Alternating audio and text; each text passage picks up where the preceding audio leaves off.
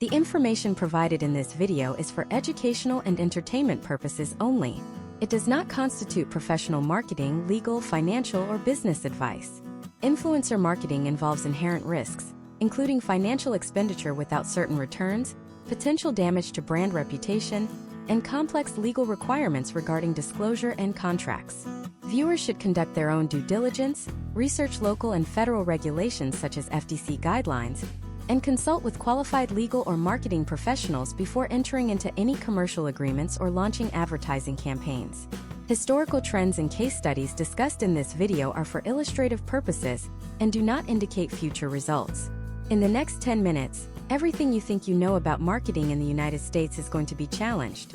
There is a silent revolution happening in the American economy, and if you are still looking at billboards, television spots, or even standard Facebook ads as your primary growth lever, you are operating on a playbook that is rapidly becoming obsolete. Here is a statistic that should keep every business owner and marketing director awake at night. According to historical trends in consumer behavior, over 80% of U.S. consumers now report that they are more likely to purchase a product based on a recommendation from a social media creator than from a traditional celebrity or a brand-produced advertisement. We are witnessing the total disintegration of the traditional sales funnel. The old way of screaming at your customers through a megaphone has been replaced by the quiet, intimate conversation between a creator and their audience.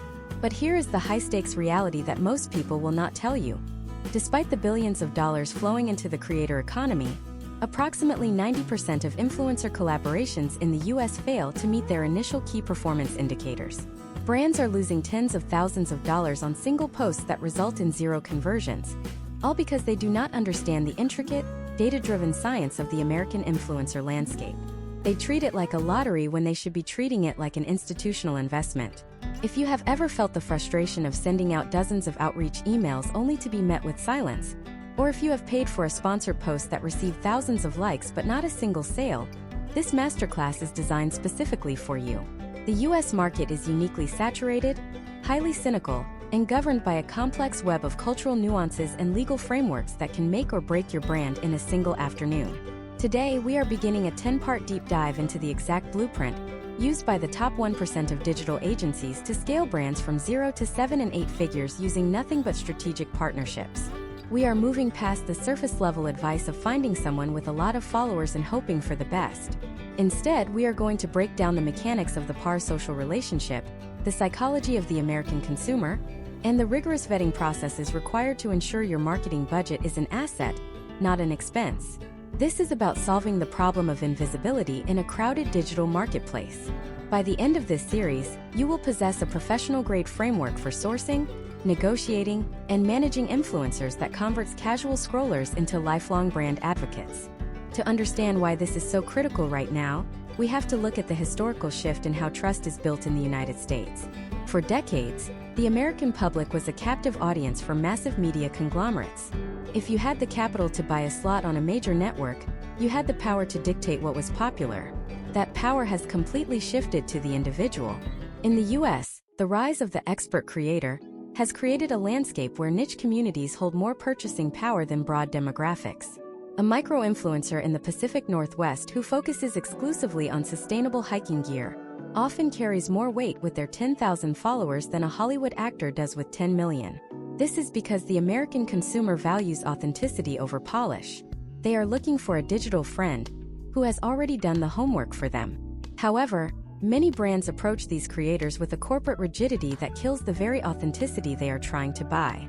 They provide restrictive scripts and demand overproduced visuals that the audience immediately recognizes as a paid intrusion. This results in a total disconnect and a wasted investment. The stakes are even higher when you consider the legal environment. The Federal Trade Commission in the U.S. has significantly increased its oversight of social media endorsements. Failing to understand the specific language required for a legal disclosure can lead to heavy fines and public relations disasters that can take years to recover from. This masterclass will navigate those waters, showing you how to stay compliant while still maintaining a high conversion rate. We are also going to address the massive problem of vanity metrics. In an era where followers and likes can be purchased for a few dollars, relying on a high follower count as a metric for success is one of the most dangerous mistakes a brand can make in the US market. We will look at case studies of brands that spent their entire quarterly budget on a single macro influencer, only to see a negative return on investment, contrasted with brands that utilized a power middle strategy to achieve exponential growth. Historical trends show us that the brands winning today are those that view influencers not as digital billboards, but as creative partners. This requires a fundamental shift in mindset. You are not just buying a post, you are buying into a community. You are leveraging years of trust that a creator has built with their audience. If you violate that trust with a poor quality product or a tone-deaf campaign, the backlash in the US social media ecosystem is swift and often permanent. The cancel culture phenomenon, while often debated, is a very real business risk that must be managed through careful alignment and vetting. We will explore how to identify brand-safe partners and how to build long-term ambassadorships that provide recurring value rather than one-off spikes in traffic. This first part of our masterclass is about setting the foundation. We are defining the problem, the high cost of entry and the even higher cost of failure in the US influencer space. We are also defining the opportunity, a direct line to your ideal customer, bypassed by traditional gatekeepers, and powered by the most valuable currency in the modern world: attention. Whether you are a solo entrepreneur launching your first product from a home office or a marketing executive at a mid-sized firm looking to modernize your strategy, the principles we are about to cover are universal. We are going to look at the data behind why certain niches like beauty, fitness, and tech have seen such explosive growth through influencer channels, and how boring industries like insurance or B2B software are now using these same tactics to humanize their brands and drive leads. We are going to deep dive into the step-by-step process of identifying where your specific audience lives. Is it the fast-paced, trend-driven world of TikTok? The aesthetic-heavy landscape of Instagram? The long-form, deep-dive environment of YouTube? Or the community-centric discussions on Reddit and Discord? Each of these platforms requires a different language, a different type of creator, and a different contract structure. If you apply a TikTok strategy to a YouTube collaboration, you are likely to see underwhelming outcomes. We will examine the potential outcomes of multi-channel strategies and how to synchronize your efforts so that your brand appears everywhere your customer looks, creating a halo effect that makes your company seem much larger and more established than it may actually be. This is not a get-rich-quick scheme. It is a professional discipline that requires patience, analytical thinking, and a willingness to adapt to a platform's changing algorithms. The US market moves faster than almost any other in the world. Trends that are massive on Monday are forgotten by Friday. We will teach you how to build a strategy that is resilient to these shifts, focusing on the core human psychology that doesn't change, even when the apps do. We are going to cover the 3 pillars of influence: reach, resonance, and relevance. Most brands only look at reach. We are going to show you why resonance and relevance are the factors that actually put money in the bank. Prepare yourself for a comprehensive journey through the modern American marketplace. By the time we reach part 10, you will have a complete, actionable manual for influencer mastery. Let us begin by looking at the first critical step, the internal audit and defining your target creator profile. This is where most brands fail before they even send their first DM, and we are going to make sure you get it right. Before you ever open a search tool or send a single direct message, you must undergo a process of brutal internal honesty known as the brand audit. In the 2026 digital economy, the US market has no room for ambiguity. If you do not know exactly who you are as a brand, the influencers you hire certainly won't know either, and their audience will smell the disconnect instantly. Imagine a scenario involving a hypothetical entrepreneur named Sarah, based in Austin, Texas. Sarah has developed a high-end, sustainably sourced leather alternative for laptop sleeves and tech accessories. In early 2026, she decides to dive into influencer marketing. Her first instinct is to reach out to the biggest lifestyle creators she can find in Los Angeles. She sees the high follower counts and assumes that broad exposure is the same as effective exposure. This is the first and most common point of failure. Sarah spends her initial budget on a creator with 3 million followers who focuses on general luxury fashion. The potential outcomes seem high on paper, but the reality is a disaster. The creator's audience consists mostly of young teenagers who aspire to luxury, but have zero interest in the technical specifications of sustainable textiles. The engagement is high in terms of likes, but the conversion rate is non-existent. Sarah's mistake wasn't the product or the influencer's quality. It was a total lack of internal alignment. To avoid this, you must define your brand soul. You need to document your brand's voice, its specific values, and, most importantly, the exact problem it solves for a very specific American subculture. In 2026, we no longer target demographics like women aged 25 to 34. We target psychographics like urban professionals in Chicago who prioritize carbon-neutral office setups and listen to productivity podcasts. The first step in your internal audit is creating the Creator Persona document. This is a 5-page deep dive that serves as your North Star. You must answer: what is our non-negotiable tone? Are we witty and irreverent like a late-night talk show host? Or are we clinical and authoritative like a specialist? If your brand were a person at a dinner party, who would they be talking to and what stories would they be telling? Historical trends show that the most successful U.S. campaigns in 2025 and 2026 were those where the creator's natural voice was a 90% match for the brand's pre-existing persona. Once your identity is solidified, you must move to the audience mapping phase. In the United States, attention is fragmented across geographic and cultural lines. A creator who is massive in the southern states might have zero cultural currency in New England. You need to look at your shipping data and your current customer base. Where are your strongest clusters? If you are a California-based wellness brand, do you want to double down on your home turf? Or are you trying to break into the New York market? This decision dictates which creators you shortlist. You are looking for lookalike communities. These are digital spaces where the conversations mirror the ones your best customers are already having. Next, we must categorize the influencers into the 4 primary tiers of the 2026 creator hierarchy: nano, micro, macro, and mega. Historical trends in the US have shown a massive shift in power toward the nano and micro tiers. Nano influencers, 1,000 to 10,000 followers. These are often the most undervalued assets in the American market. In 2026, these creators often maintain engagement rates of over 7%. Their audience is usually composed of personal friends, family, and high-intent niche hobbyists. For a brand like Sarah's Tech Accessories, 10 nano-influencers who are actual software engineers will almost always outconvert one macro-influencer who just thinks the sleeve looks pretty. Micro-influencers, 10,000 to 100,000 followers. This is the sweet spot for scalability. These creators have refined their production quality, but haven't yet lost the friendship connection with their followers. They are usually managed by a small team or are still handling their own emails, making them accessible for direct negotiation. Macro-influencers, 100,000 to 1 million followers. These are the professional content creators. They have established brands of their own. Working with them in the US often requires navigating talent agencies and strict usage rights contracts. This tier is excellent for brand awareness but requires a significant financial commitment and a very high level of creative trust. Mega-influencers, 1 million plus followers in 2026. These are the new A-list celebrities. Collaborating with them is a high-stakes move. While the reach is unparalleled, the par-social bond is thinner. In the US, these creators are best used for massive product launches where the goal is to dominate the cultural conversation for 48 hours.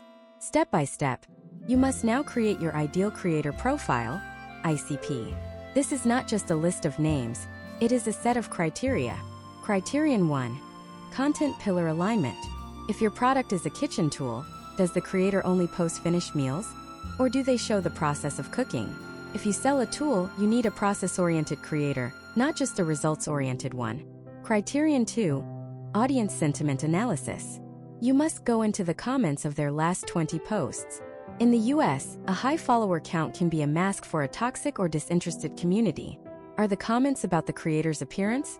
Or are they asking questions about the items shown in the video? You want the latter. You are looking for inquisitive engagement. Criterion 3. Platform native fit. In 2026, the way a creator uses the spatial web or integrated shopping features is paramount. Does the creator have a history of successfully using link in bio or in video tagging? If they haven't trained their audience to click, they won't start clicking for you.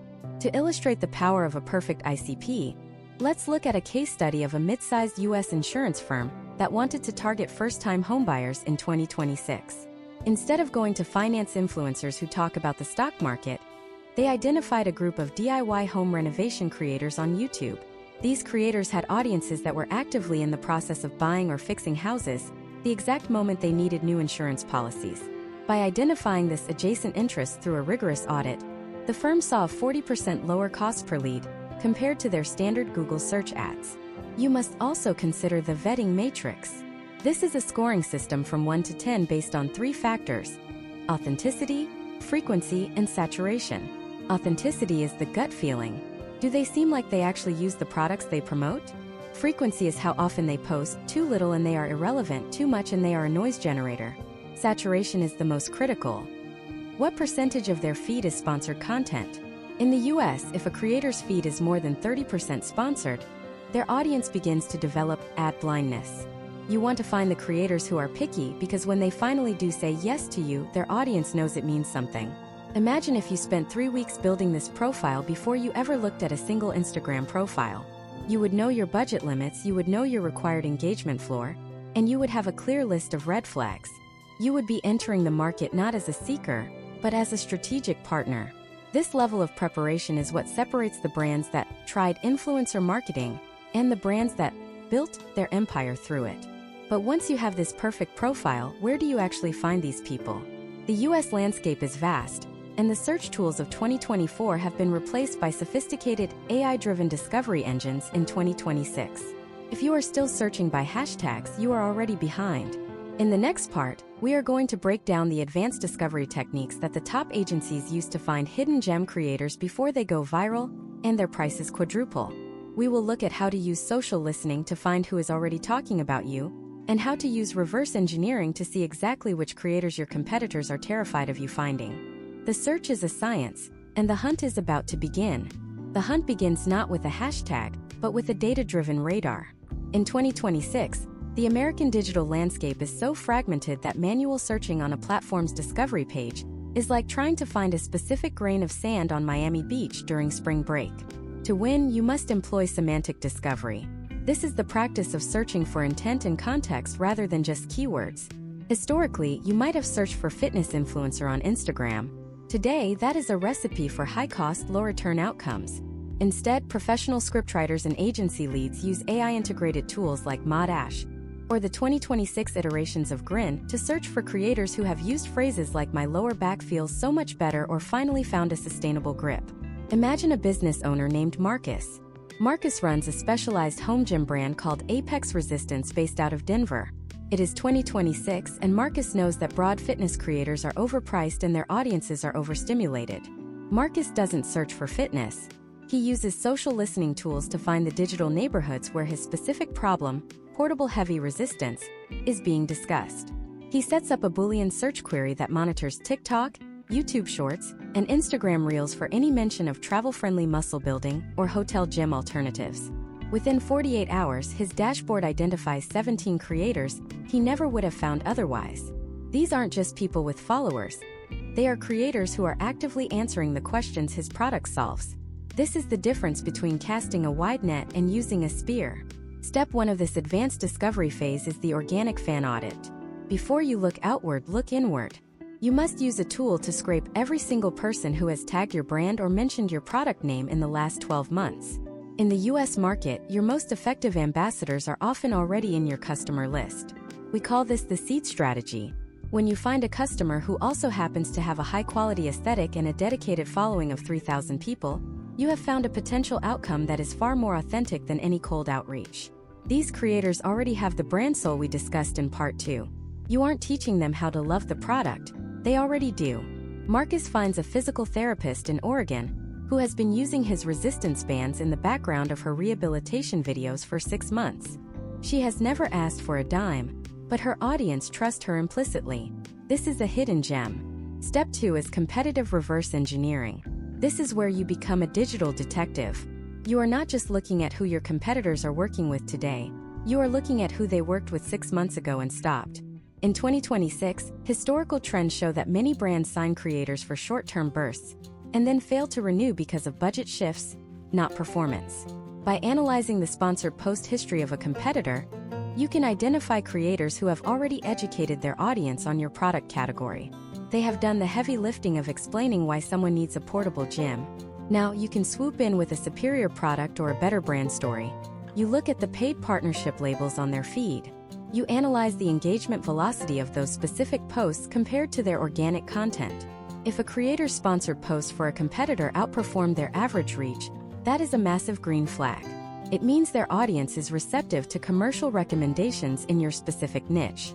Step 3 involves the audience overlap matrix. In the US, creators don't exist in a vacuum.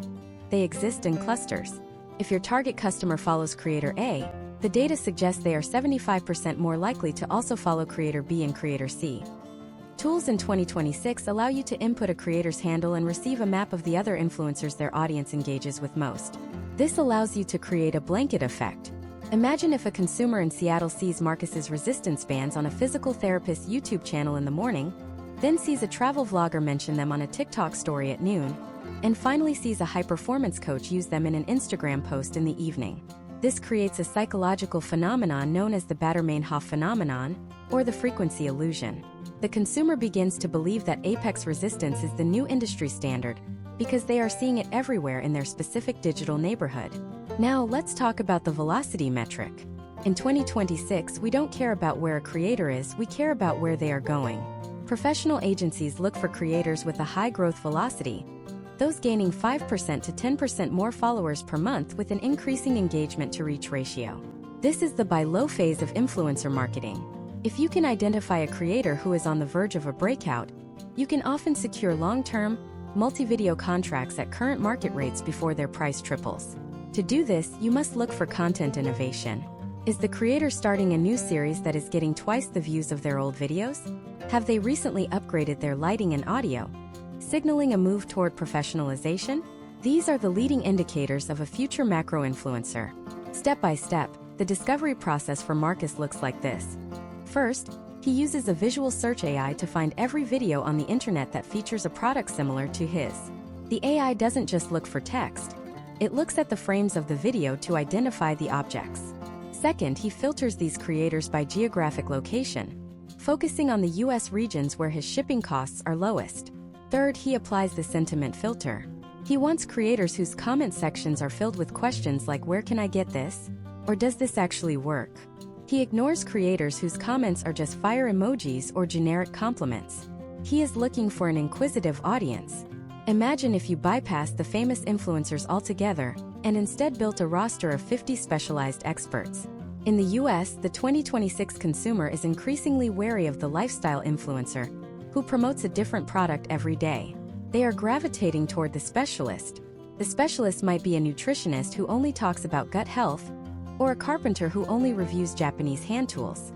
These creators have a lower reach but a much higher resonance.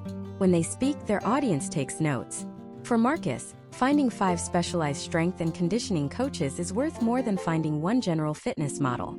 We will examine case studies of brands that have used this specialist roster approach to achieve a 5x return on ad spend compared to traditional digital marketing channels.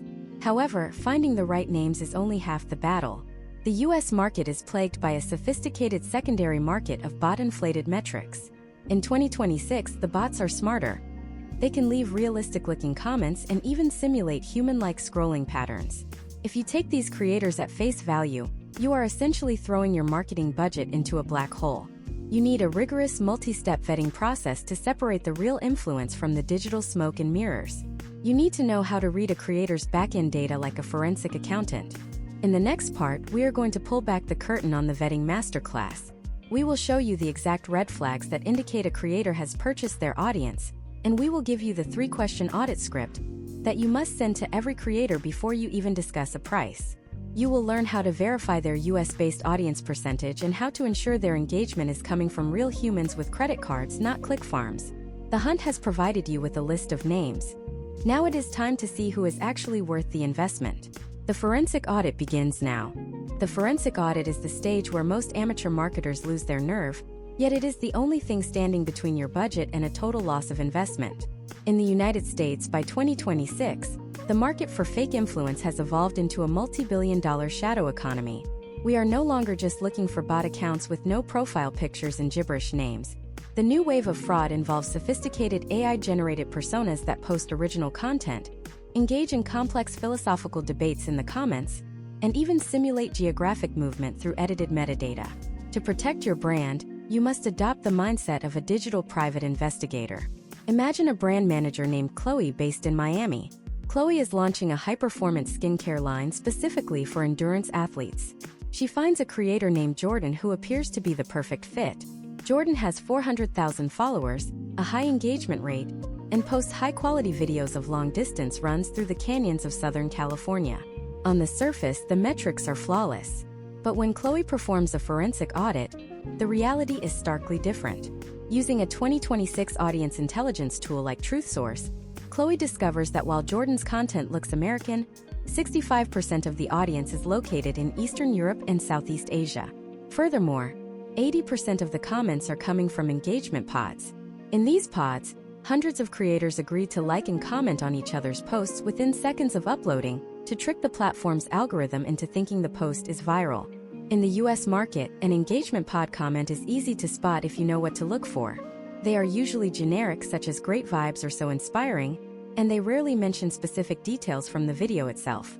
Step 1 of your audit is the audience location verification. For a US-based brand, an influencer with 1 million followers is worth significantly less than an influencer with 50,000 followers if that larger audience isn't physically located where you ship your product.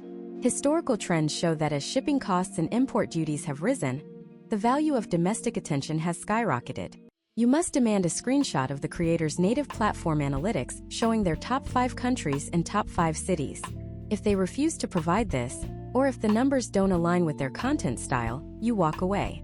A creator who claims to be a New York fashion expert, but has a majority audience in London or Dubai, will not provide the conversion potential you need for a US-focused campaign. Step 2 is the engagement quality deep dive. In 2026, we focus on a metric called inquisitive engagement. This is the ratio of comments that ask a meaningful question versus comments that are merely reactionary.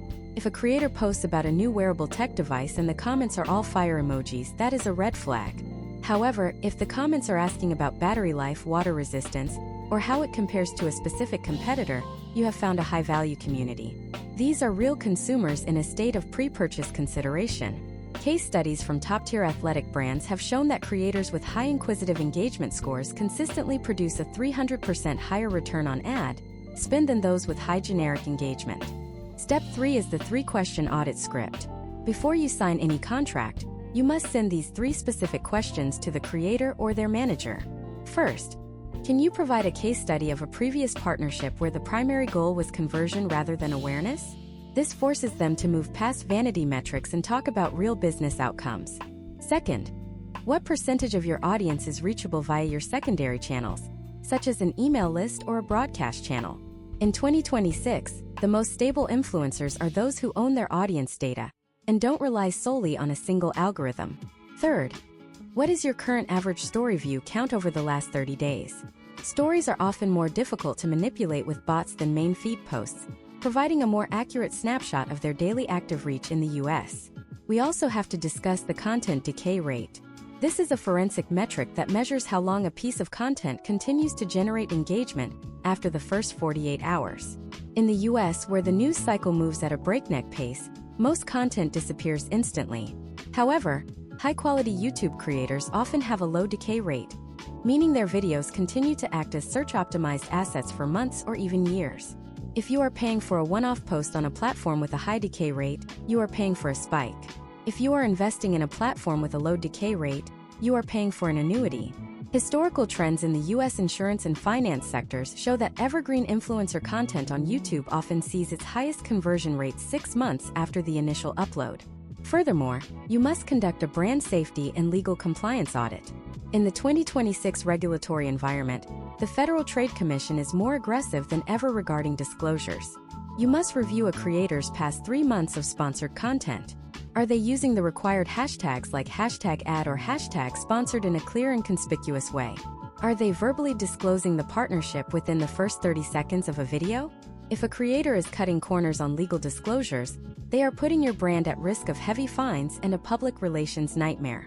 In the US, the brand is often held more liable than the creator in the eyes of the law. You are not just looking for a partner. You are looking for someone who respects the rules of the American marketplace. Imagine if Chloe hadn't done this work. She would have spent $20,000 on a Jordan collaboration only to find that the endurance athletes she was trying to reach never even saw the post. By performing the forensic audit, she saved her budget and redirected it toward 4 smaller creators in the Pacific Northwest whose audiences were 90% US-based, and had a high inquisitive engagement score regarding sustainable sportswear. The potential outcomes of this shift are the difference between a failed product launch and a sold-out inventory. But even with the perfect vetted creator, the deal can still fall apart during the initial conversation.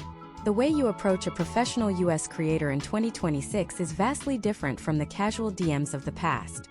The top 1% of creators are flooded with offers every single day.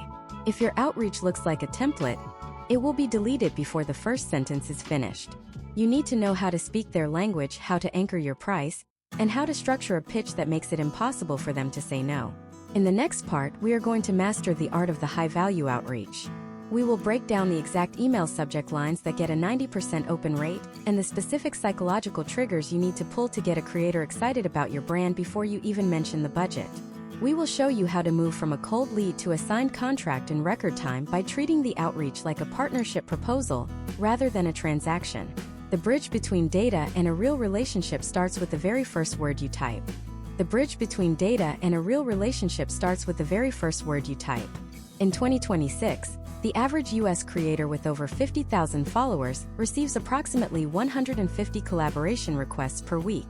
If your outreach looks like a generic template, it is not just being ignored. It is being marked as spam, which actively damages your domain authority and ensures that your future emails to other creators will never see the light of day. To break through this noise, you must understand the psychology of the modern American creator. They are not just influencers. They are business owners, creative directors, and community leaders. If you treat them like a line item in a marketing budget, they will treat you like a nuisance. Imagine a business owner named Ethan who operates out of Seattle. Ethan has spent the last year developing a revolutionary portable espresso maker called the Volt Grind. It is 2026, and the market for high-end outdoor gear is incredibly competitive. Ethan has a list of 20 high-priority creators he wants to work with.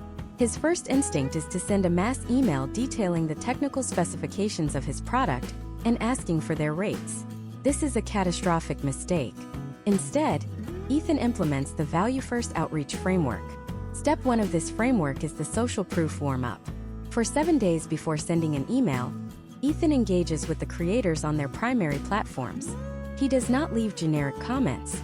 He asks insightful questions about their recent content, shares their videos on his brand's LinkedIn and Twitter accounts, and tags them in meaningful discussions. In the US, this is known as digital rapport building. By the time Ethan's name appears in their inbox, it is already familiar. It is no longer a cold outreach. It is a continuation of a conversation. Historical trends in 2025 and 2026 suggest that creators are 4 times more likely to respond to a brand that has demonstrated genuine interest in their work prior to pitching. Step 2 is the undeletable subject line. In 2026, subject lines must be specific, personal, and intrigue-driven. Avoid titles like partnership opportunity or collaboration inquiry. Ethan uses a subject line that references a specific piece of content the creator recently produced, such as question about your Pacific Crest Trail setup or your recent take on espresso extraction. This immediately signals to the creator or their manager that this is a bespoke message. It proves that a human being has actually watched their content. The body of the email must follow a strict 4-part structure: the recognition, the alignment, the proposal, and the low-friction call to action. In the recognition phase, you spend the first 2 sentences validating the creator's recent work. For example, Ethan writes to a van life creator named Maya, saying that her recent video on power management in small spaces was the most comprehensive guide he has seen this year. In the alignment phase, he explains why his brand specifically fits her ethos. He doesn't say his product is great. He says he noticed she struggles with bulky coffee equipment and that his design was built to solve that exact pain point for mobile professionals. In the proposal phase, Ethan focuses on the potential outcomes for the creator's audience, not just the brand. In the US market of 2026, creators are fiercely protective of their followers. Ethan proposes a partnership where Maya gets exclusive early access to the Volt Grind to provide an honest, unfiltered review for her community. He explicitly mentions that he values her creative autonomy and isn't looking for a scripted commercial. This is a massive psychological trigger in the creator economy: the offer of creative freedom. The final part is the low-friction call to action. Instead of asking for a meeting or a media kit immediately, Ethan asks a simple non-committal question: are you currently looking for new gear to feature in your summer expedition series?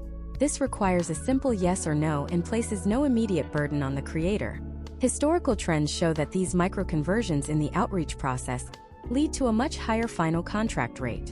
Let us look at a case study of a specialized software company that used this exact method to reach out to high-level tech reviewers. By moving away from high-pressure sales tactics and toward a research-based outreach model, they increased their response rate from 3% to 32% within a single quarter. They didn't increase their budget. They simply increased their empathy and their attention to detail. You must also account for the gatekeeper protocol. In the United States, once a creator passes the 100,000 follower mark, they are almost certainly represented by a talent manager or an agency. These gatekeepers have a different set of priorities. While the creator cares about the content, the manager cares about the logistics, the usage rights, and the long-term viability of the partnership. When Ethan reaches out to a managed creator, he includes a one-page brand brief as an attachment. This brief includes his brand's historical performance data, a clear outline of his budget range, and a section on legal and compliance that shows he is already prepared with FTC-compliant disclosure templates. By doing the manager's work for them, Ethan moves to the top of the pile. Another critical element of the 2026 outreach strategy is the gift first, ask later approach. In some niches, particularly beauty, lifestyle, and tech, sending a product with zero strings attached is the most powerful way to start a relationship. However, in the US, this must be handled with extreme care to avoid being perceived as a bribe or a waste of the creator's time. Ethan doesn't just ship the product to a random address. He sends an email asking for permission to send a gift, and he includes a customized unboxing experience plan. He tells the creator that even if they never post about it, he would value their professional feedback on the tactile feel of the buttons. This humility is rare and highly effective in a market filled with ego. Imagine if you treated your outreach like a high-stakes investment pitch. You wouldn't walk into a boardroom and read a generic script. You would know the names of the board members and their recent achievements. The creator's inbox is your boardroom. If you fail to do the homework, you are signaling that you will be a difficult partner to work with. Conversely, a highly polished, personalized outreach signals that your brand is professional, organized, and ready for a high-level collaboration. We must also discuss the follow-up cadence. In the fast-paced US environment, a lack of response is rarely a no. It is usually a not right now. Ethan uses a 3-touch follow-up system. The first follow-up occurs 3 days after the initial email, simply bumping the thread with a new piece of value, such as a link to a recent press mention or a positive customer testimonial. The second follow-up occurs 7 days later, offering a final opportunity for a specific window of time. The third and final follow-up is the breakup email, where Ethan politely informs the creator that he will stop reaching out, but remains a fan of their work. Paradoxically, this final email often triggers a response because it signals that the opportunity is about to disappear. By mastering this level of outreach, you are not just getting responses. You are setting the stage for the negotiation. Because you have approached the creator as a professional peer rather than a desperate advertiser, you have naturally anchored your brand as a high-value partner. This makes the next phase, the actual negotiation of rates and deliverables, much smoother. In the US, the power dynamic in these conversations is delicate. If you come on too strong, they walk. If you are too passive, you overpay. In the next part, we are going to dive into the high-stakes world of negotiation and contractual architecture. We will break down the 2026 market rates for every tier of creator and show you how to negotiate beyond the flat fee. You will learn about performance-based kickers, usage rights for Spark ads, and how to protect your brand with whitelisting clauses that allow you to put ad spend behind the creator's best-performing posts. The conversation is just starting, and now we are going to make sure you get the best possible deal for every dollar spent. The art of the deal is where the real profit is hidden. Negotiation is not a battle. It is the process of aligning two separate business entities toward a singular, profitable objective. In the 2026 American creator economy, if you enter a negotiation thinking only about how much you are going to pay, you have already lost the most valuable assets on the table. We are moving into an era where usage rights, whitelisting access, and performance-based incentives are far more impactful on your bottom line than the initial flat fee. To illustrate this, let us look at the case of David, an entrepreneur based in Portland who owns a premium pet nutrition brand called Barkbound. It is 2026, and David has identified Elena, a specialized canine behaviorist with a highly engaged audience of 150,000 followers across YouTube and TikTok. David's initial outreach was successful, and Elena's manager has responded with a standard rate card. They are asking for $7,000 for one integrated YouTube feature and a cross-post to TikTok. To many brand owners, this number feels like a final destination. To a professional, this is merely the opening bid. Historical trends in the US show that the most successful partnerships are structured as a hybrid of a base fee and performance kickers. David doesn't just agree to the $7,000. Instead, he proposes a $5,000 base fee with a series of tiered bonuses. For every 1,000 units sold using Elena's specific attribution link, she receives an additional performance bonus. Potential outcomes of this structure include a highly motivated creator who acts more like a business partner than a paid spokesperson. Elena is no longer just checking a box. She is now incentivized to ensure the content resonates deeply and drives action, because her personal upside is directly tied to David's success. However, the real leverage in 2026 lies in the contractual architecture of usage rights.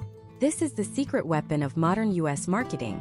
Imagine if Elena produces a video that goes viral organically, reaching 500,000 views in 48 hours. Without a specific clause in the contract, David can only watch from the sidelines. But because David followed a professional scriptwriter's blueprint, he negotiated for 90-day full usage rights and whitelisting access.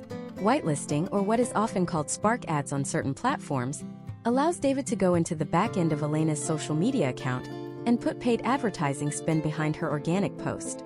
In the eyes of the consumer, the ad appears to come directly from Elena, not from the Barkbound brand account. Historical trends suggest that whitelist ads in the US market see a 40% higher click-through rate compared to traditional brand-owned ads. David didn't just buy a video. He bought a high-performing creative asset that he can now scale with his own advertising budget. When you are drafting the contract for a 2026 collaboration, you must be surgical with your definitions. A common mistake is using broad language like one social media post. In a professional US contract, you must specify the exact deliverables, the platform, the format, the minimum length, and the required call to action. For David and Elena, the contract specifies one YouTube integration of at least 90 seconds in duration, placed within the first 3 minutes of the video, plus one TikTok vertical video with a minimum of 2 on-screen text overlays and a verbal mention of the discount code. Step by step, the contract must also outline the approval workflow. In the fast-paced US market, you cannot afford a creator who takes 10 days to respond to an edit request. David's contract specifies a 48-hour window for the brand to provide feedback, and a subsequent 48-hour window for the creator to implement those changes. This ensures that the content remains relevant and the campaign stays on schedule. We also have to address the morality clause and the exclusivity clause, which are non-negotiable in the 2026 climate. In the United States, public sentiment can shift in an instant. A morality clause protects David's brand, allowing him to terminate the agreement and claw back payments if the creator engages in behavior that is legally or ethically problematic and could damage the brand's reputation by association. On the other side, the exclusivity clause ensures that Elena doesn't promote a direct competitor's dog food for a specified period, usually 30 days before and 30 days after the post. Imagine the confusion and loss of trust if a creator recommends your product on Monday and a rival product on Wednesday. Exclusivity is the price you pay to protect the integrity of the recommendation. Another critical piece of the puzzle is FTC compliance. In 2026, the Federal Trade Commission has moved beyond simple warnings. They require that the disclosure of a paid partnership be unavoidable. This means it cannot be buried in a sea of hashtags. David's contract requires that Elena uses the native platform disclosure tools and includes a verbal disclosure within the first 30 seconds of the audio. If she fails to do this, the contract is breached. This isn't just about following the law. It is about building a brand that the US public perceives as honest and transparent. Let us look at a case study of an American footwear startup that nearly went bankrupt because they ignored the nuances of usage rights. They paid a mega influencer $50,000 for a single post. The post performed exceptionally well, but when the brand tried to use the image on their website and in their email marketing, the creator's agency sued them for a six-figure sum because the contract only covered a one-time social media upload. This is why you must negotiate for multi-channel usage from the start. You want the right to use that content in your newsletters, on your product pages, and in your paid social ads. In 2026, the cost of high-quality content production is so high that you must squeeze every bit of value out of every collaboration. David also includes a first right of refusal clause. This means that if Elena's content performs well, David has the first opportunity to extend the partnership before she can sign with a competitor. This allows him to build long-term brand ambassadors rather than just revolving door influencers. Potential outcomes of this long-term approach include lower overall acquisition costs and a much higher level of audience trust, as the followers see the creator using the product consistently over 6 to 12 months. Imagine if you approached your next negotiation not with a sense of dread, but with a checklist of these high-value levers. You would realize that a creator saying their price is $10,000 is not an obstacle. It is the beginning of a creative business discussion. You might counter with $8,000 but ask for 12 months of website usage rights and 3 whitelist dark posts. Often, creators are willing to trade these rights for a faster payout or a more stable long-term commitment. You are building a custom-fit business deal that serves both your ROI and the creator's career longevity. But even with the most ironclad contract and the perfect price point, the campaign will fail if the content itself is boring, overly corporate, or ignores the unique culture of the platform.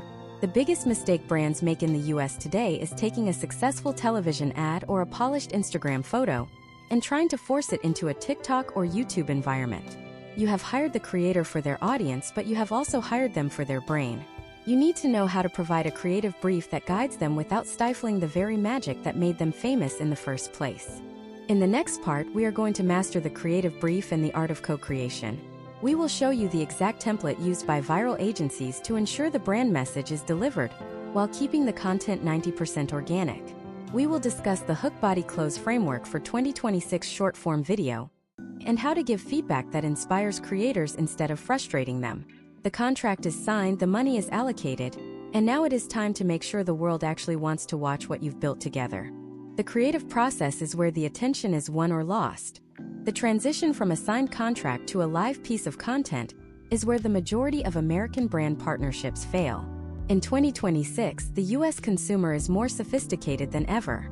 They have lived through 2 decades of social media advertising and can detect a corporate script within the first 2 seconds of a video. If your creator sounds like they are reading from a teleprompter provided by your legal department, you have effectively paid for a piece of content that will be skipped. To avoid this, you must master the creative brief and the art of co-creation. This is the process of providing enough structure to protect your brand, while leaving enough room for the creator to maintain the voice that built their audience in the first place. Imagine a founder named Jackson who runs a high-growth tech startup in San Francisco called Neuronode. It is 2026 and Neuronode has developed a wearable device that tracks cognitive load to help knowledge workers optimize their deep work sessions. Jackson has secured a partnership with Riley, a prominent tech productivity YouTuber with a massive following among American developers and entrepreneurs. Jackson's first mistake is sending Riley a 20-page PDF brand guide that outlines every single technical specification of the device and demands 3 specific verbal mentions of the company's mission statement.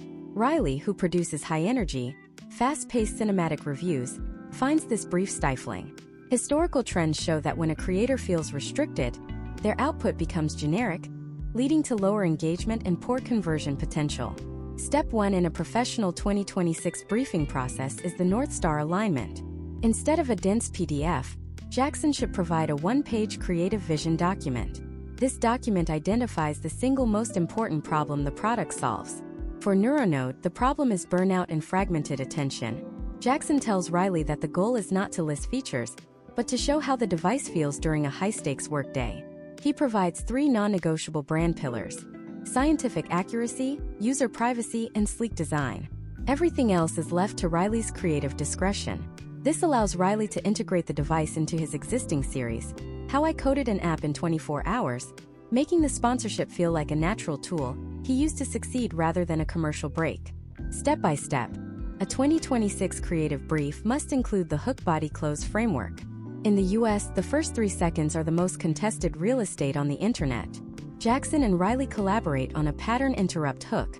Instead of Riley saying, "Today's video is sponsored by Neuronode," he starts the video with a high-intensity montage of himself hitting a mental wall at 3 p.m., with the Neuronode app showing a red high cognitive load alert. This creates an immediate open loop in the viewer's mind. They want to know how he solves that stress. Historical trends in 2025 and 2026 suggest that in-action hooks result in a 40% higher retention rate than traditional verbal shoutouts. The body of the content must follow the native integration rule. In the US market, consumers value behind-the-scenes authenticity. Riley shouldn't just talk into the camera. He should show the device in use. Jackson provides Riley with the talking points menu, rather than a script.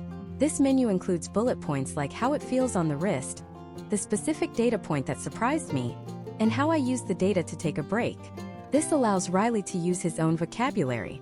If Riley uses slang or specific technical jargon common in the developer community, it builds trust. If he uses Jackson's corporate phrasing, that trust evaporates. Case studies of successful 2026 campaigns show that brutally honest segments actually increase sales. Jackson encourages Riley to mention one thing he would improve about the device. This sounds counterintuitive to many marketing directors, but in the American review culture, a product with zero flaws is seen as a scam.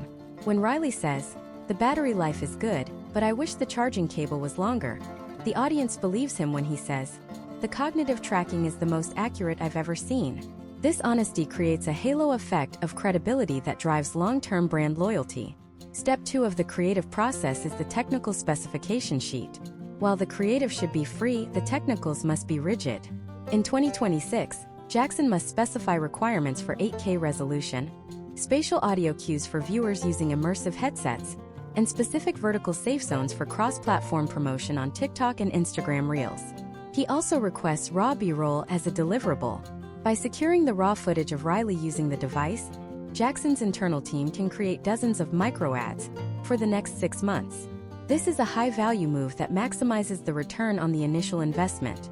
Step 3 is the feedback loop. In the US, the relationship between brand and creator is often tense during the editing phase. Jackson implements the 2-note rule. He agrees to only provide 2 major content edits unless there is a factual error or a legal compliance issue. This prevents the death by 1,000 cuts where a brand manager micromanages the creator until the video loses its soul. If Riley sends a draft that is slightly more chaotic than Jackson expected, Jackson looks at the data. Does this chaos match Riley's top-performing videos from the last 90 days? If the answer is yes, Jackson stays quiet. He trusts the creator's intimate knowledge of the algorithm. Imagine if you applied this level of creative trust to your next campaign. You would stop being a client and start being a producer. You would see your influencers not as people you are buying, but as specialized directors who understand their audience better than you ever will. You would focus on the vibe check as much as the fact check. Potential outcomes of this approach include content that goes viral not because of the ad spend, but because people actually want to share it. In the US, the highest form of marketing is a recommendation that doesn't feel like a recommendation. We also have to consider the platform-specific nuance. A YouTube integration is a marathon. A TikTok integration is a sprint. In 2026, Jackson needs Riley to produce a remixable version of the content for TikTok, where users can stitch or duet his results. This turns a one-way broadcast into a two-way conversation. We will look at data showing how user-generated content, UGC, sparked by a single influencer collaboration can lead to a compound interest effect, where your brand mentions grow exponentially without additional cost. However, even the most viral content is useless if you cannot track exactly where your sales are coming from. The US market is moving toward a post-cookie world where traditional tracking is becoming increasingly difficult. If you are still relying on last-click attribution, you are likely missing half of the value your influencers are creating. You need a modern multi-layered approach to measurement that accounts for the dark social and the offline impact of these digital partnerships. In the next part, we are going to master the science of attribution and ROI tracking. We will break down the 2026 toolkit for measuring campaign success beyond the discount code.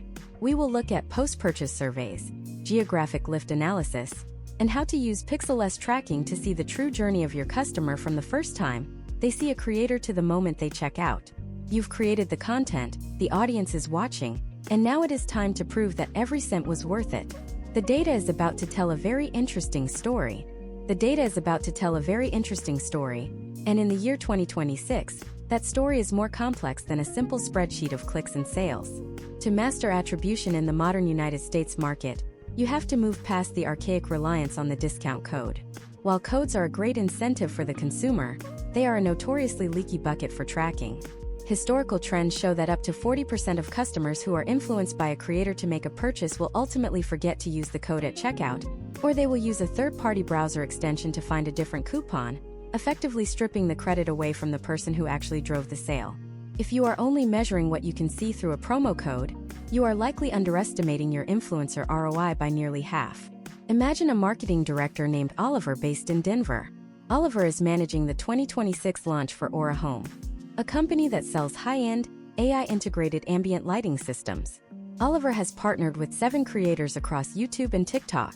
After the first month, the dashboard shows that 3 creators have generated significant sales via their dedicated links, while the other 4 appear to be complete failures.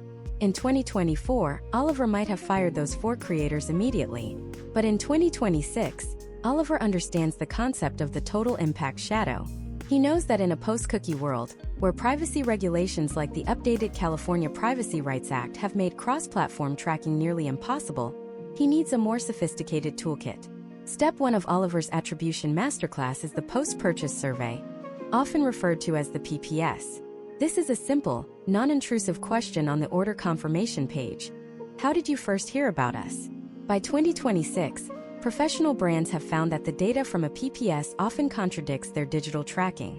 When Oliver implements this, he discovers that 30% of the customers who came through organic search actually selected one of the failing influencers as their primary discovery source. These customers saw the influencer's video, didn't click the link immediately, but searched for Aura Home on their desktop computers 3 days later. This is the first layer of the attribution shadow, and without a PPS, those 4 creators would have received 0 credit for those high-value conversions. Step 2 involves geographic lift analysis. This is a data science approach that analyzes sales spikes in specific metropolitan areas following a localized influencer campaign. Imagine if one of Oliver's influencers is a popular interior designer based in Atlanta with a highly concentrated local following. Even if her tracking link shows modest results, Oliver looks at the total sales volume for the Atlanta zip codes during the 48 hours following her post. If Atlanta sales are up by 25% while the rest of the country remains flat, that is a clear indicator of influence. In the US market, where geographic trends can be extremely localized, this type of analysis allows you to see the offline and indirect impact of your digital spend. Historical trends in the beverage and retail sectors have shown that geographic lift is often the most accurate way to measure the true power of micro-influencers. Step 3 is the measurement of search lift and brand momentum. In 2026, search engines are the ultimate middleman. Oliver uses tools to monitor the volume of branded searches for Aura Home in real time. He notices that every time a specific creator posts a YouTube short, there is a corresponding spike in Google searches for Aura Home lighting. This search lift is a critical metric because it proves that the influencer is creating high-intent interest. Furthermore, Oliver tracks the cost per click of his Google search ads during the campaign period. A historical trend in 2025 showed that heavy influencer activity actually lowers the cost per click of branded search ads because the increased brand awareness improves the click-through rate and quality score. This means the influencer isn't just driving direct sales, they are making all of Oliver's other marketing channels more efficient. Step by step, Oliver also utilizes server-side tracking. Since traditional browser-based pixels are easily blocked in 2026, Oliver's team has set up an API integration that sends conversion data directly from their Shopify or custom-built backend to the social media platform's advertising manager. This allows for a much more accurate match rate. When an influencer's audience sees a video and eventually buys, the server-side signal can often reconnect that journey even if the user switched devices or cleared their cache. This technical bridge is the difference between seeing a 1:1 return on ad spend and seeing the actual 4:1 return that is happening behind the scenes. Let us look at a case study of a mid-sized US skincare brand that nearly canceled their entire influencer program in early 2026. They were looking at a dashboard that showed a negative ROI based on last-click attribution. However, when they shifted to a multi-touch attribution model that gave weight to the first touchpoint, the story changed completely. They found that influencers were the primary discovery engine for 70% of their new customers, even if those customers eventually clicked on a retargeting ad on a different platform to complete the purchase. By understanding the role of the influencer as the top-of-funnel catalyst, rather than just a bottom-of-funnel closer, the brand was able to scale their budget and triple their revenue within 6 months. We must also discuss the concept of dark social. In the United States, a massive amount of product recommendation happens in gated communities like Discord, Slack, and private group chats on iMessage or WhatsApp. In 2026, you cannot track these with a pixel. To account for this, Oliver uses share-to-social tracking. He looks at how many times the influencer's content was shared via a private link. While he can't see who the link was sent to, he can correlate the volume of private shares with the overall lift in site traffic. This is the viral coefficient. If a creator's video has 10,000 views but 500 private shares, that creator is significantly more valuable than one with 50,000 views and only 50 shares. The former is triggering a personal recommendation, which is the highest form of influence in the American market. Imagine if you stopped obsessing over the immediate conversion and started looking at the customer acquisition cost (CAC) as a blended metric. In the US, the cost of traditional digital ads is rising by 15% annually. Influencer marketing, when measured correctly, often provides a lower blended CAC over time because the content lives on and continues to generate organic traffic. Oliver treats his influencer spend as an investment in a library of assets. He measures the long-term value (LTV) of customers acquired through influencers. Case studies suggest that customers who discover a brand through a trusted creator often have a 20% higher LTV and a lower churn rate because the creator has already done the heavy lifting of building trust and educating the user on the product's value. But tracking the success of a campaign is only one side of the coin. What happens when the data shows a sudden, unexpected drop-off? What happens when a creator you've spent months vetting suddenly becomes the center of a national controversy? In the high-stakes US media environment of 2026, a brand's reputation can be tied to a creator's personal life in ways that are both lucrative and dangerous. You need a plan for when the data turns red and the comments section turns toxic. In the next part, we are going to dive into the essential world of risk management and brand safety. We will break down the 2026 crisis communication blueprint and show you how to handle the cancel culture phenomenon without losing your mind or your budget. You will learn how to monitor sentiment in real time and when to stand by a creator versus when to invoke your morality clause and sever ties. You've built the engine and you're tracking the speed, but now you need to know how to use the brakes when the road gets dangerous. The final pieces of the masterclass are about protecting everything you've built. Protecting everything you have built requires a level of vigilance that goes far beyond a quarterly check-in. In the 2026 American landscape, brand safety is not a static checkbox but a living, breathing defense system. The United States is currently the most polarized and socially reactive market in history. A single video, a resurfaced tweet from 5 years ago, or a misunderstood comment in a live stream can trigger a cascade of negative sentiment that erases millions of dollars in brand equity within 48 hours. This is why risk management must be integrated into the very DNA of your influencer collaborations. To understand the gravity of this, let us look at the case of Ava, a brand director for a New York-based sustainable home cleaning company called PurePath. It is early 2026, and Ava has spent 6 months building a highly successful partnership with a creator named Leo, who is a leading voice in the clean talk community. Leo is charismatic, his engagement rates are consistently in the top 5% of his niche, and he has driven thousands of new subscribers to PurePath's monthly refill service. However, on a Tuesday afternoon, an anonymous account on a secondary platform releases a 3-minute compilation of Leo making highly insensitive and culturally tone-deaf remarks during a live stream he hosted in 2021. Within 4 hours, the hashtag #BoycottPurePath begins to trend on social media. This is the nightmare scenario for any US marketing executive. The first step in Ava's risk management protocol is the immediate lockdown phase. In 2026, the speed of your pause button is more important than the speed of your apology. Because Ava utilized the whitelisting and Spark ad strategies we discussed in previous parts, her brand's advertising budget is currently powering several of Leo's high-performing videos. If those ads continue to run while the controversy is peaking, the potential outcomes include the brand being viewed as a silent financier of Leo's past behavior. Ava's team immediately kills all active paid spend associated with Leo's handle. Historical trends in the US show that brands that wait even 12 hours to pause their ads during a crisis see a 60% higher rate of negative sentiment in their direct mentions. Step 2 is the sentiment velocity analysis. In 2026, professional brands use AI-driven tools like Sentiopulse to determine if a controversy is a contained storm or a mainstream migration. Ava needs to know: are these complaints coming from real PurePath customers? Or is this a coordinated attack from a small group of digital activists? The data shows that while the noise is loud, Only 2% of the commenters have ever engaged with the brand before. However, the velocity is increasing. This is where Ava's decision matrix comes into play. She evaluates the situation based on 3 criteria: alignment with core values, severity of the infraction, and the creator's response.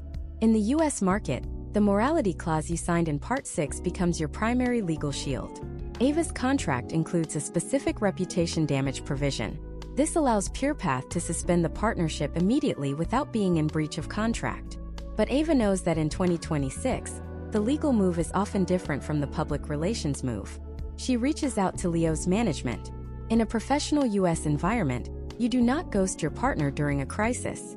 You demand an immediate explanation and a draft of their public response. If the creator is defensive or dismissive, the brand must sever ties immediately to protect its reputation. If the creator is genuinely repentant and their values still align with the brand's long-term mission, there is a path to reconciliation. Historical trends in 2025 and 2026 suggest that the American public is increasingly cynical toward corporate apologies.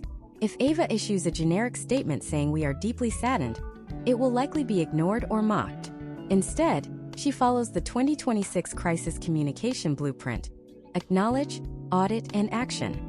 She acknowledges the situation on the brand's official channels, states that an internal audit of the partnership is underway, and takes visible action by pausing the collaboration. This buys the brand time to see how the public reacts to Leo's personal apology. Imagine if Ava had not performed the forensic vetting we discussed in Part 4. She would have been blindsided. But because she had already documented Leo's history and had a contingency plan in place, she is able to navigate the storm with minimal churn in her customer base. Case studies of American beverage brands in 2025 showed that brands that stood by a creator during a minor, manufactured controversy often saw an increase in brand loyalty from the creator's core audience. Conversely, brands that panicked and fired creators over insignificant misunderstandings were viewed as opportunistic and disloyal. The key is to distinguish between a lapse in judgment and a fundamental misalignment of values. Step by step, you must also manage the internal risks of your influencer program. This includes the risk of platform dependency. If 80% of your influencer revenue is coming from a single creator on a single platform, you are one algorithm update or one account ban away from a total revenue collapse. In 2026, US brands practice audience diversification. Ava ensures that no single creator represents more than 15% of her total influencer-driven revenue. She also requires all her top-tier partners to feature the brand in their email newsletters or on their personal websites, which are platforms they own and are not subject to the whims of a social media company's content moderation policies. Another critical element of risk management is the digital footprint audit of your own brand employees. In the US, activists will often look for the LinkedIn profiles of the marketing managers who hired a controversial creator. You must ensure that your internal team understands the public nature of their roles. In 2026, the brand and its representatives are viewed as a single entity. Let us look at a case study of a high-growth fintech startup that ignored these brand safety protocols. They hired a series of aggressive, high-energy finance influencers to promote their new investment app. These influencers, in an attempt to drive clicks, began making hyperbolic claims that bordered on financial advice. Because the brand did not have a strict compliance monitoring system in place, the SEC launched an investigation. The brand was fined $5 million and had to shut down its influencer program for an entire year. This illustrates that risk management is not just about social controversy. It is about regulatory survival. In the US, the Federal Trade Commission and other regulatory bodies are using AI to scan thousands of influencer posts daily for non-compliant language. Imagine if you built a system that flagged every single mention of your brand across the internet in real time. You would be able to see a crisis forming before it reached the mainstream. You would be able to see if a creator was slowly drifting away from your brand values before they did something that required a morality clause trigger. This proactive approach is what separates the legacy brands from the flash-in-the-pan startups. You are building a fortress around your brand equity. We have now covered the vetting, the negotiation, the creative, the tracking, and the protection of your influencer empire. But there is one final level of mastery. How do you take a successful pilot program and turn it into a perpetual growth machine? How do you move from working with 10 creators to working with 1,000 without losing that essential human touch? The final stage of this masterclass is about the 2026 scaling framework. we are going to look at the automated systems, the community building strategies, and the future of the creator economy in the United States. In the final part, we are going to explore the blueprint for global dominance from a US base. We will discuss the rise of the creator-led brand and how you can eventually transition from being a company that hires influencers to being a company that is owned and operated by the community itself. We will look at the integration of AI avatars and the role they will play in your 2027 and 2028 strategies. The foundation is solid, the risks are managed, and now it is time to build something that lasts forever. The final chapter of the deep dive is about the future, and that future is closer than you think. The future of the American creator economy is not just about more influencers. It is about deeper integration. As we stand in 2026, the transition from tactical partnerships to a holistic creator-led business model is the final hurdle for any brand aiming for true market dominance. Scaling is the process of taking the successful manual experiments of the past 9 parts and turning them into an automated, high-velocity engine. This requires a fundamental shift in how you view your organizational structure. Many top-tier US firms are now establishing an INF Ops or Influencer Operations department. This is no longer a subtask for a social media manager. It is a dedicated vertical that combines data science, talent relations, and supply chain logistics. Imagine a Nashville-based entrepreneur named Benjamin. Benjamin founded a high-performance hydration brand called VibeFlow.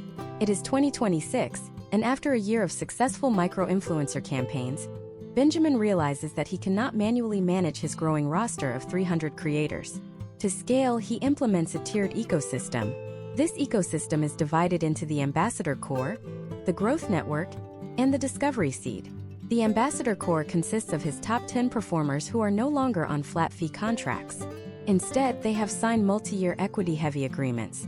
In the US, historical trends show that giving a creator a literal seat at the table leads to a level of brand advocacy that no amount of cash can buy. These creators are involved in product development, helping Benjamin decide which flavors to launch next based on their intimate knowledge of audience feedback. Potential outcomes of this model include a reduction in product market fit risk because the influencers act as a massive, real-time focus group. The Growth Network is the middle tier, managed by an automated CRM designed specifically for the 2026 market. This system tracks every post, every mention, and every conversion in real time, automatically triggering payments and shipping out restocks of the product to the creators before they even have to ask. This level of logistical precision is essential when you are dealing with hundreds of partners across multiple time zones. Benjamin's system uses predictive analytics to identify which creators are likely to go viral based on their early engagement velocity, allowing him to put extra advertising spend behind their content within minutes of it being posted. This is the marriage of human creativity and machine efficiency. But the most radical shift in 2026 is the rise of the AI digital twin. We are seeing a new phenomenon where high-level human influencers are licensing their digital likeness to brands. Imagine if one of Benjamin's top ambassadors, a famous ultramarathoner, has an AI twin that can interact with customers in 3D space on the VibeFlow website. This AI twin has the creator's voice, personality, and knowledge base. It can answer questions about hydration science at 3 o'clock in the morning, providing a personalized shopping experience that scales infinitely. While this may sound like science fiction, case studies from early 2026 show that brands utilizing hybrid human-AI creator models see a 50% increase in customer retention. The human creator provides the inspiration and the high-level content, while their AI twin provides the 24/7 utility and community support. Step by step, scaling also involves the integration of the spatial web. With the widespread adoption of augmented reality glasses in the United States, influencer marketing is moving from the screen to the physical world. Benjamin's influencers now create AR triggers. Imagine if a customer in a gym in Los Angeles can point their glasses at a bottle of VibeFlow and see a holographic projection of their favorite athlete, explaining the electrolyte balance of that specific drink. This is the ultimate form of contextual influence. You are no longer reaching the customer while they are scrolling on their couch. You are reaching them at the exact moment they are using your product. Historical trends in the US tech sector indicate that AR-enabled influencer content has a 3 times higher conversion rate than standard video content because of its immersive nature. We must also address the move toward community ownership. In 2026, the most successful brands are those that have turned their influencers into community leaders. Benjamin hosts quarterly VibeFlow summits where his creators, and their most loyal followers meet in person. This creates a feedback loop that transcends the digital space. It turns a brand into a movement. This is where the ROI becomes immeasurable. When your brand becomes part of a person's identity, the cost of acquisition drops to near zero because your customers become your most effective, unpaid influencers. This is the self-sustaining growth loop. However, as you scale, you must maintain the authenticity guardrails. The biggest risk of scaling is the loss of the human touch that made the influencer collaborations work in the first place. To combat this, Benjamin utilizes a fractional influencer management model. He hires several smaller agencies, each specializing in a different subculture, one for the trail running community, one for the CrossFit world, and one for the biohacking niche. This allows him to scale his reach while ensuring that the communication with the creators remains personal and culturally relevant. Each agency acts as a cultural translator, making sure the vibe flow message is adapted perfectly for every micro-community. Let us look at a final case study of a US-based fashion retailer that attempted to scale using only automated bots and generic templates. They managed to reach 5,000 influencers in a month, but their engagement rate plummeted, and they were hit with a wave of negative PR for spamming the creator community. This serves as a warning. In the US, the 2026 consumer and the 2026 creator are highly sensitive to corporate bloat. You must scale your empathy at the same rate you scale your reach. This means personalized video messages for your top-tier creators, handwritten notes in their monthly shipments, and actual human-to-human phone calls when things go wrong. As we conclude this 10-part masterclass, we must look at the 2027 and 2028 horizon. The boundary between the brand, the creator, and the customer is disappearing. We are moving toward a decentralized commerce model, where creators will be able to launch their own versions of products within a brand's infrastructure. Benjamin might eventually allow his top influencers to create their own signature series of Vibe Flow bottles, where they keep a significant portion of the profit and have full creative control over the packaging. This is the future of the American economy, a network of interconnected, creator-led microbrands powered by a centralized logistics and technology engine. You now possess the complete blueprint for navigating the most complex marketing landscape in history.